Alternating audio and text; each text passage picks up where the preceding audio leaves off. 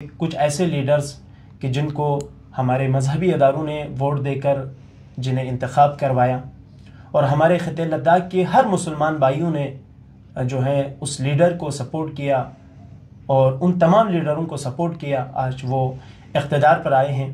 ہم خود بھی اس میں شامل ہو کر اس گناہ میں ملوث ہونا یقیناً یہ ایک لیڈر کے لیے زیب نہیں دیتا ہے، خصوصاً ایک مسلمان ہو، ایک حسین ابن علی کا چاہنے والا ہو، اگر وہ اس طرح کے کام کرے۔ کہ آج ہمارے اس مسئلے کے حوالے سے اب بہت سارے اور بھی مسائل ہمارے یہاں پہ دینی لحاظ سے پائے جاتے ہیں، تو ہمارے جو مذہبی ادارے ہیں ان کا بھی وظیفہ بنتا ہے کہ اس حوالے سے وہ اعوذ باللہ من الشیطان الرجیم، بسم اللہ الرحمن الرحیم۔ السلام علیکم ورحمۃ اللہ وبرکاتہ۔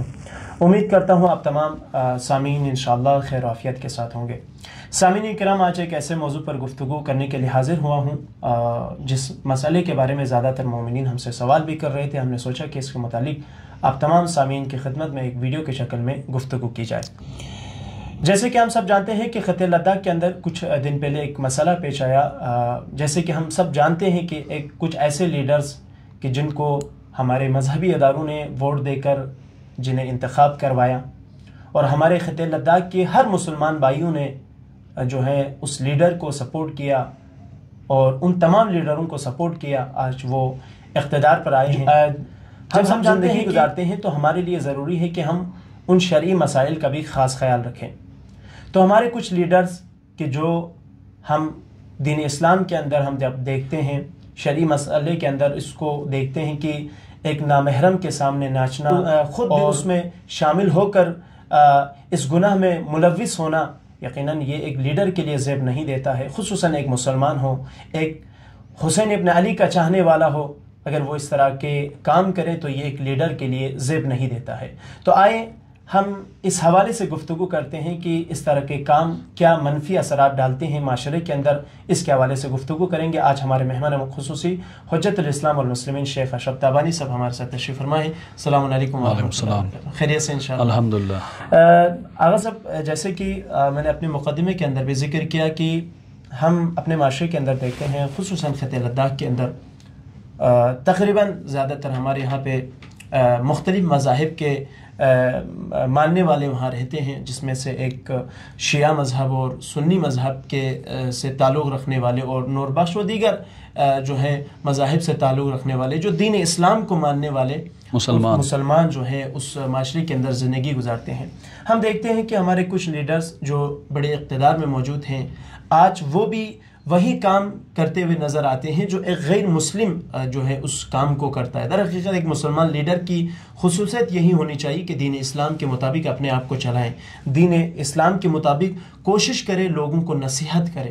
تو ہم دیکھتے ہیں کہ کچھ ایسی چیزیں ہمیں دیکھنے کو ملتی ہے، جیسے کہ میں نے آپ کی خدمت میں ایک ویڈیو بھی دکھایا تھا کہ جس کے اندر جو ہے ہمارے لیڈرز نامحرم خواتین کے ساتھ جو ہیں ڈانس کرتے ہوئے نظر آ رہے ہیں۔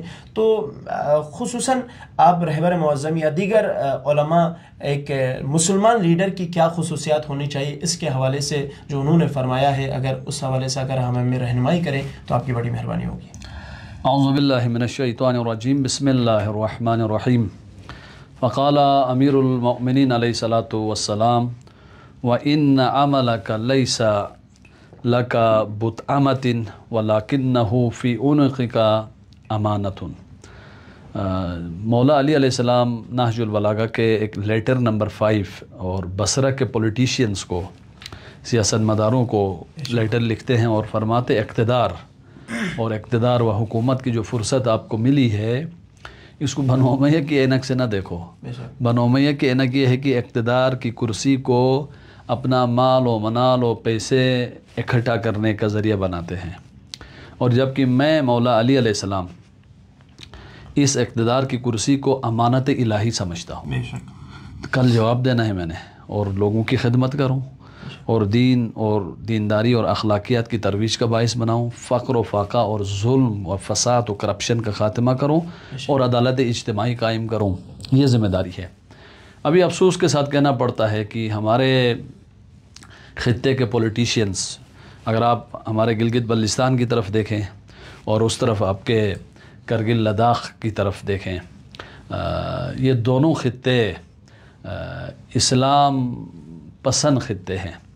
علماء اور دینداری ابھی بھی لوگوں کی ٹاپ موسٹ پرائیورٹی ہے، لیکن انہیں اس سائز کے حکمران نہیں ملے جس سائز کی دینداری کے یہ لوگ تھے.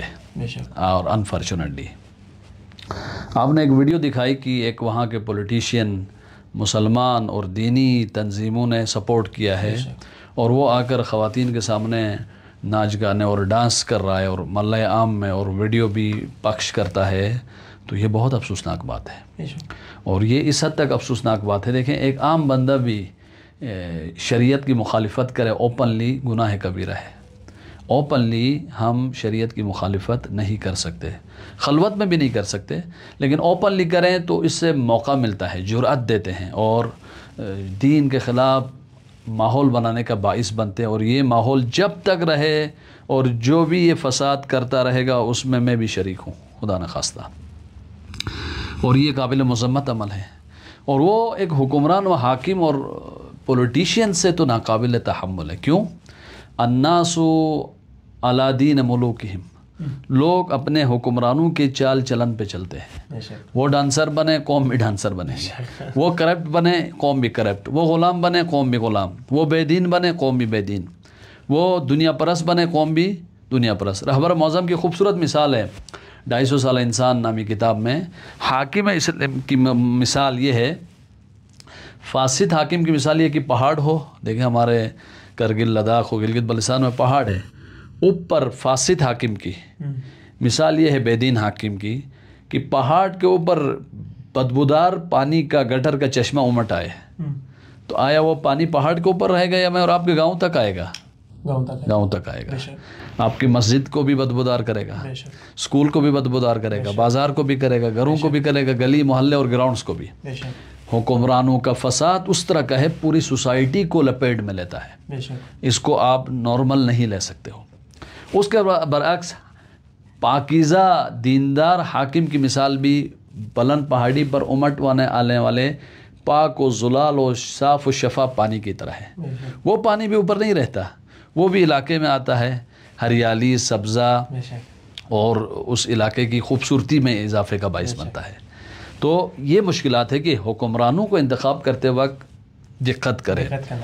وہ سوسائٹیز جہاں پر آپ اسلامی نظام قائم نہیں کر سکتے، اسلامی حکومت قائم نہیں کر سکتے، کم از کم حکمران ایسے انتخاب کریں جو دین سے فاصلے پر نہ ہو، بے دینی نہ پھیلائے، اس بدبودار گٹر کے چشمے کی طرح نہ ہو، فساد و کرپشن کو میں اور آپ کے گھر تک اور ہر علاقے تک پھیلائیں.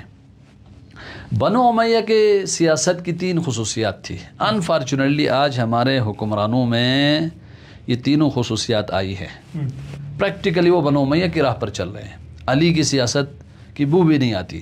بنو امیہ کی سیاست کے بارے میں رسول اکرم نے فرمائی، حضرت ابوذر غفاری کی حدیث ہے، خبردار انہیں موقع نہ دینا، اگر موقع ملے تو امانت الہی کے بجائے اقتدار کو یہ اس پرچرب ایک لذیذ لقمے کی طرح کھا جائیں گے، قوم کے سرمایہ کو، وسائل کو.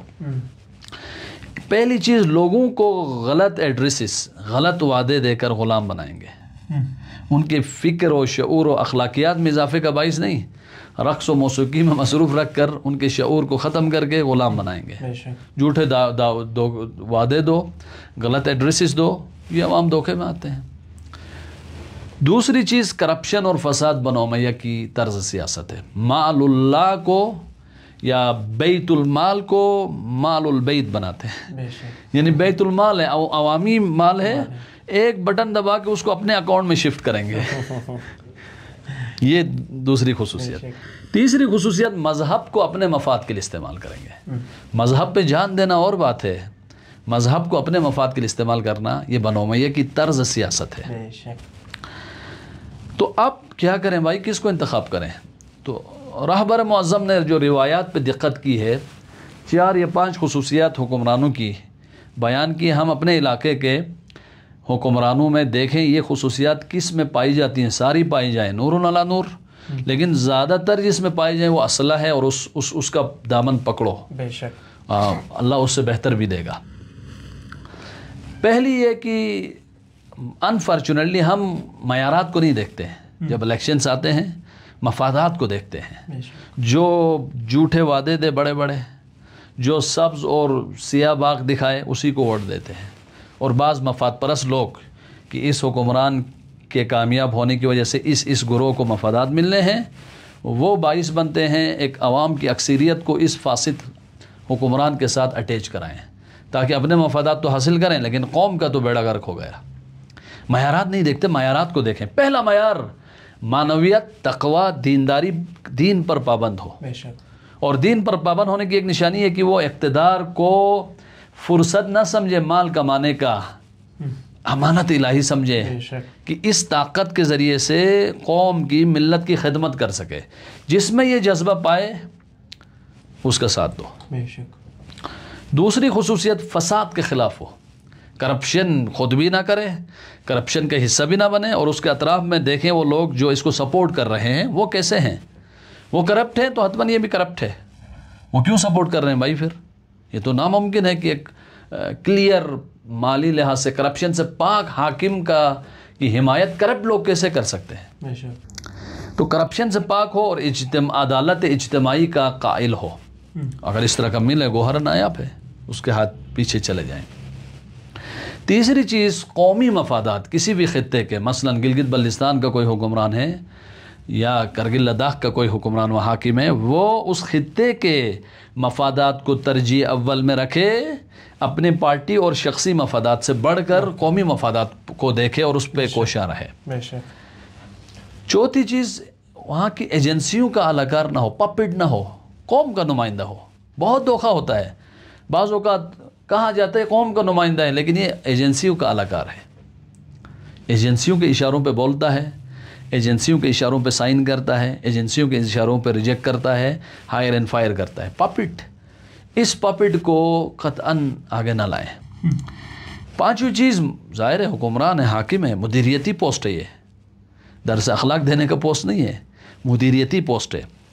تو مدیریت کی، مینجمنٹ کی صلاحیت ہو اور اقتدار کی فرصت سے قوم و ملت کو قوی کرنے، ان کو ارتقاء کرنے، ان کو گرہ دینے اور ان کو تعمیر و ترقی کے منصوبے اس کے پاس ہو اور ان منصوبوں کو امپلیمنٹ کر سکتا ہو اور 5 سال بعد یہ قوم کو کئی میدانوں میں آگے لے جا سکنے کی صلاحیت رکھتا ہو، مینجمنٹ کی صلاحیت ہو. یہ نہیں کہ جی اس کا باپ حکمران تھا تو بس باپ نے اس کو چنا ہے اور اب اسی کو آپ لے کے چلیں. یہ تو نالائکی نسل در نسل جائے گی اور ہم بھی نالائک رہیں گے. اس کو دیکھیں جس میں ٹیلنٹ ہو، مینجمنٹ کی سکلز ہو اور کر سکتا ہے، شخصیتی طور پہ سٹرونگ ہو. اور سب سے بڑی چیز، چھٹی خصوصیت اور آخری، دیکھیں کوئی حکمران جیتنے کے لیے کیا پالیسی رکھتا ہے. اگر جیتنے کی پالیسی یہ رکھا ہے کہ 20 کروڑ خرچ کروں گا، الیکشن جیت جاؤں گا، تو پھر آپ انا للہ و انا الیہ راجعون پڑھیں.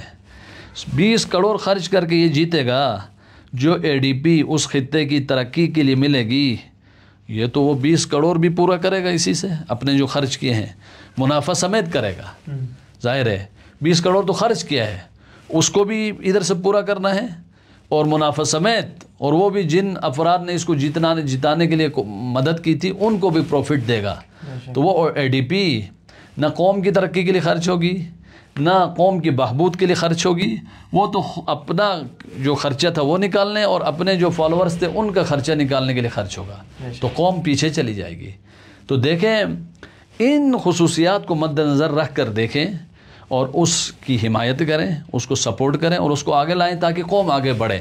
ورنہ دیکھا دیکھی میں سپورٹ کرنا، تو دیکھیں وہ جتنے جرائم کرے گا اس میں ہم برابر کے شریک ہیں. اللہ کی پناہ. اور حکمران اگر اسلامی جماعتیں، اسلامی حکومتیں کسی حاکم کی، کسی کینڈیڈیٹ کی حمایت کرتی ہیں تو وہ نمونہ ہو، وہ نمونہ ہو. بعض ہماری پارٹیوں کے کینڈیڈیٹ جو اسلامی جماعتوں کے ہیں وہ نمونہ ہیں الحمدللہ، لیکن کچھ اس طرح کے نمونے بھی ہیں جو ڈانس کرتے. بھائی آپ اور بدھ میں، آپ اور سکھ میں، آپ اور ایک سیکولر میں کیا فرق ہو گیا؟ پھر وہ بھی ڈانسر ہے اور محرم نہ محرم کو نہیں دیکھتا، آپ بھی ڈانسر ہو. آپ تو اکیلے نہیں ڈوبے، وہ بیچارے جن مذہبیوں نے آپ کی حمایت کی تھی ان کو بھی لے ڈوب گئے آپ. بدقسمتی ہے کہ آج ہمارے اس مسئلے کے حوالے سے اب بہت سارے اور بھی مسائل ہمارے یہاں پہ دینی لحاظ سے پائے جاتے ہیں.